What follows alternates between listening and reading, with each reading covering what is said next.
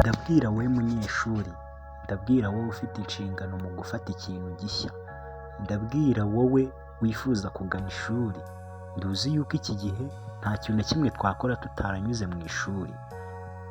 Ushobora kujya kwiga mu mashuri y'imyuga n'ubumenyingiro cyangwa amashuri ya tekinike, cyangwa se ukajya kwiga mu mashuri bisanzwe kwiga siyansi.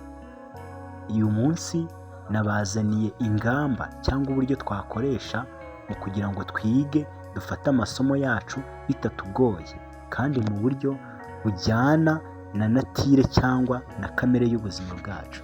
Njyewe ugiye kubagezaho iki kiganiro nitwa Faustin nk'ibisanzwe. Uyu munsi twabazaniye ingamba twakoresha turi mu kwiga. Ni ingamba 7 umuntu ubasha kuba yagera ku musozi w'iki kiganiro araba ashobora kuba yakwifatira note cyangwa kuba yafata amasomo ye akayafata mu mutwe neza nta kuyibagirwa, ndetse akanabikora mu buryo bumworoheye. Bya bindi bita kuba intiti mu byo uri kwiga kandi bitakugoye. Erega maye burya kuba intiti ntibisaba kuvuka neza, ahubwo bisaba kubyitaho.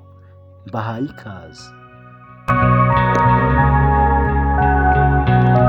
Iyo turi kwiga, ingamba cyangwa uburyo bwo kwiga bukoreshwa mu buryo bwiza ni izi zikurikira. Iya mbere ni ugukora gahunda y'amasomo cyangwa gukora ibyitwa mu ndimi z'amahanga study plan.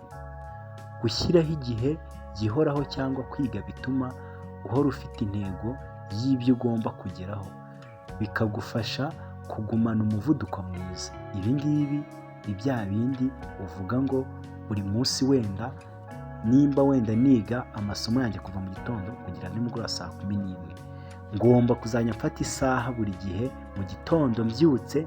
Wenda niba njya kwiga saa 9 nkabyuka saa 12, nkabanza nkiga ngafatamo amasomo yanjye y'ibintu ngiye kwiga. Ukagira ibintu byitwa study plan, gahunda y'amasomo, ugapanga uburyo ugomba kwiga ibi bintu byanjye uyu munsi kandi ukabikora mu buryo buhoraho kugira ngo ugere ku ntego yo kubasha kubona amanota menshi, maximization. Ubundi nayo ntego y'umunyeshuri.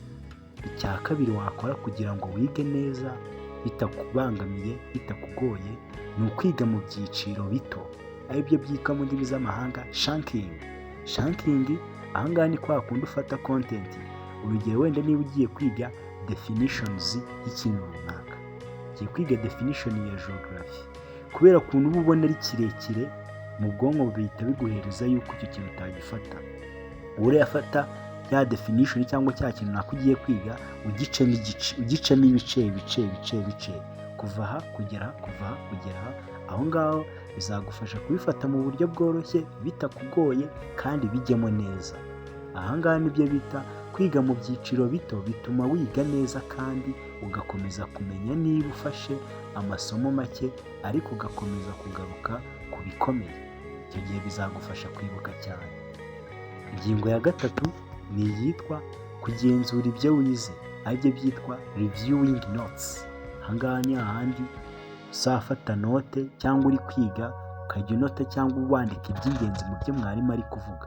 Ahangaha ugomba kuzajya ugira umwanya ukabisubiramo, kugaruka mu byo wize byibuze rimwe mu cyumweru, bikabashisha kwibuka ibyo wize ndetse no kumva neza ibyo waba utari wasobanukiwe.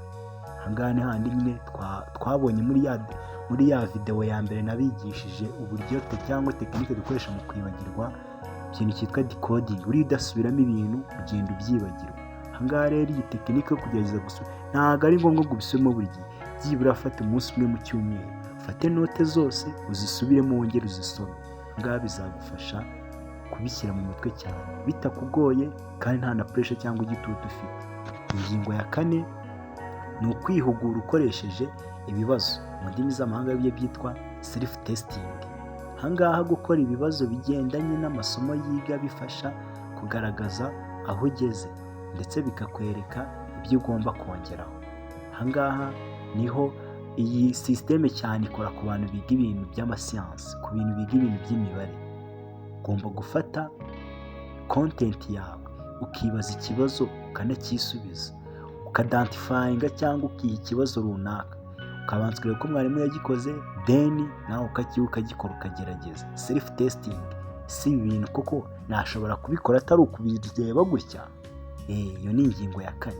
Ingingo ya 5 ni ukugira umwanya wo kuruhuka cyangwa ibyo bita taking breaks. Kwirinda kwiga amasaha menshi udufata umwanya wo kuruhuka, kuko bishobora kuganisha kunanirwa cyangwa no kubasha kudafata neza ibintu ubwonko bwakwiye gufata. Ahangaha turabwira abantu cyane cyane bakunda gukora bataruhuka. Buri ikintu cya mbere, ubwonko buri ugomba kuruhuka cyangwa ugomba kubufata neza cyane kugira ngo buruhuke. Ufate umwanya munini buri kuruhuka ndetse ukanabwitaho, ukirinda ibintu byaguteza akajagari mu mutwe, ugafata umwanya ukaruhuka, taking a break. Numara kuruhuka ukajya kwiga. Ahangaha mu bikorwa wakora mu kuruhuka harimo gukina, gukora siporo, kumva uturirimbo dutuje, kureba filime bitewe na hobby zawe cyangwa ibintu ukunda bituma nyine uruhuka. Ibi bizatuma ubasha gufata neza, kugira mind iri fresh. Cya 6 ni gusobanura ibyo wize cyangwa ibyitwa teaching others. Buriya bantu mu ishuri bahora basobanurira abandi, baba bari kwiga kurusha wowe bari gusobanura. Ibi ngibi byari kutubwira ngo iyo usobanuriye abandi ibyo wize birushaho kukongeraho kubyumva no kubisobanukirwa ku nshuro nyinshi cyane. By'akarusho buriya uri gusobanura content cyangwa ikintu runaka ugisobanurira umuntu muri mu kigero kimwe, buriya hari ahantu buri kubyumva biba biri kwifikisa mu mutwe kurusha uburyo bwose wabitekereza. Iyi nayo ni tekinike cyane. Ahangaha tuba turi kubwira bandi baba bigize ba nyamwigendaho wo mu ishuri. Wandusha, wagira ute, uzandusha. Ibi ngibi ntabwo akenshi biba bimeze neza. Ibi ngibi akenshi ni wowe uri kwihemukira. Ingingo ya 7 ari nayo ya nyuma, kwiga mu buryo bujyanye n'ubwo bw'imitekerereze yawe cyangwa ibyitwa study technique based on learning style. Study technique based on learning style, hari abantu biga neza barimo gusoma, abandi bashobora kumva neza barimo kureba amashusho cyangwa bagakora ibikorwa by'imikoro, cyangwa ugafata umwanya ukamenya uko wiga neza, bizagufasha kubona amasaruro mwiza. Ahangaha wowe ugomba kubanza kwimenya wowe ku giti cyawe, ukamenya ngo ni iki nshoboye, ukamenya ngo ni ikihe kintu cyangwa ni iyihe condition mba ndimo ituma menya kwiga bizima, ituma kwiga byanjye byoroha. Ibi ngibi nibyo byitwa study technique based on learning style. Buriya nta muntu wiga mu buryo bumwe n'ubwundi, reka buri wese afite learning style ye. Either wowe ushobora kwiga wandika bikaba ari byo bigufasha, ushobora kwiga uri wenyine bikaba ari byo bigufasha, ushobora kwiga uri mu bandi bikaba ari byo bigufasha, ushobora kwiga wa mugani uri kureba amashusho bikaba ari byo bigufasha. Ahangaha biterwa na learning style yawe. Ibi ngibi ni ibyo twari twabateguriye uyu munsi, tekinike zagufasha kwiga neza ugasobanukirwa ibyo uri kwiga. Wowe ni iyihe nzira cyangwa ingamba ubyumva yagufasha cyane? Byandike muri komenti, ubundi ukore like, share na subscribe. Igihe waba wagejeje iki kiganiro, Faustin nk'ibisanzwe duhure mu zindi video.